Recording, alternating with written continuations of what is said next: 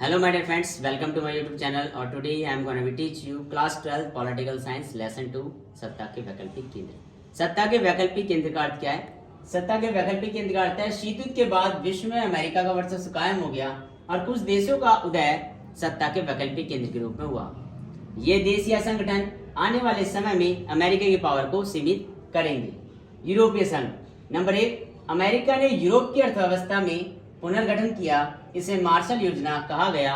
और नंबर 2, 1948 में मार्शल योजना के तहत यूरोपीय आर्थिक सहयोग संगठन की स्थापना भी की गई। यूरोपीय संघ के उद्देश्य है नंबर 1, एक समान विदेशी व सुरक्षा नीति का होना। नंबर 2, एक समान मुद्रा यूरो को चलाना। और नंबर 3, वीजा मुक्त आवागमन। यूरोपीय संघ को कौन सी चीजें जो ताकतवर बनाती हैं?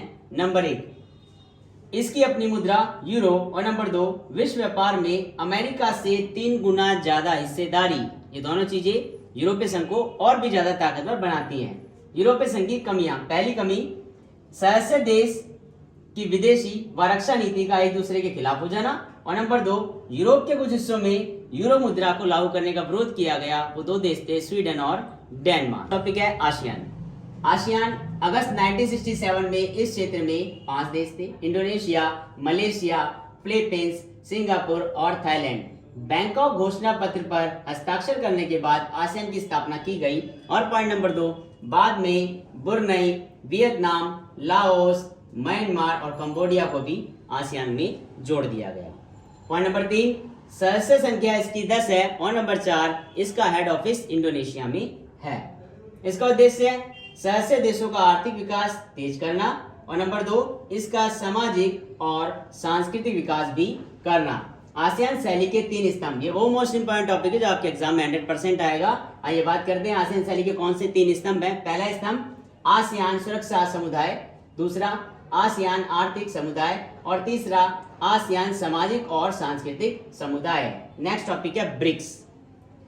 5 देशों का समूह है, इसे P5B कहा जाता है। इसकी स्थापना 2006 में हुई थी और 2009 में इसकी पहली बैठक हुई और दक्षिण अफ्रीका को भी इसमें जोड़ लिया गया। उसके बाद ही इसका नाम ब्रिक्स से ब्रिक्स हुआ। इसके उद्देश्य हैं सदस्य देशों के हितों की पूर्ति करना। और नंबर 2, सदस्य देशों के आंतरिक मामलों में हस्तक्षेप न करना। ब्रिक्स की फुल फॉर्म बी से ब्राजील, आर से रशिया, आई से इंडिया, सी से चाइना और एस से साउथ अफ्रीका। चीन भी शक्ति के नए केंद्र के रूप में उभर रहा है। चीन शक्ति के नए केंद्र के रूप में कैसे उभर रहा है? नंबर 1, तेजी से अपना आर्थिक विकास कर रहा है। नंबर 2, 1972 में अमेरिका से संबंध बनाए। नंबर 3, 1978 में मुक्त बाजार व्यवस्था की नीति को अपनाया।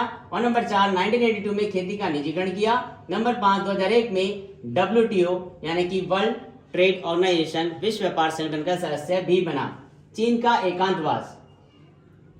चीन ने समाजवादी व्यवस्था को अपनाया था और अपने आप को पश्चिमी देशों से भी नहीं जोड़ा, इसीलिए वो अंतर्राष्ट्रीय क्षेत्र में अलग थलग सा पड़ गया था। और जब 1978 में पहली बार उसने अपने संबंध पश्चिमी देशों से बनाए तो चीन का एकांतवास खत्म हो गया। और WTO की फुल फॉर्म है विश्व व्यापार संगठन। अगर आपको हमारी वीडियो अच्छी लगे तो इसे लाइक करें, शेयर करें, सब्सक्राइब करें। Thanks for watching my video guys.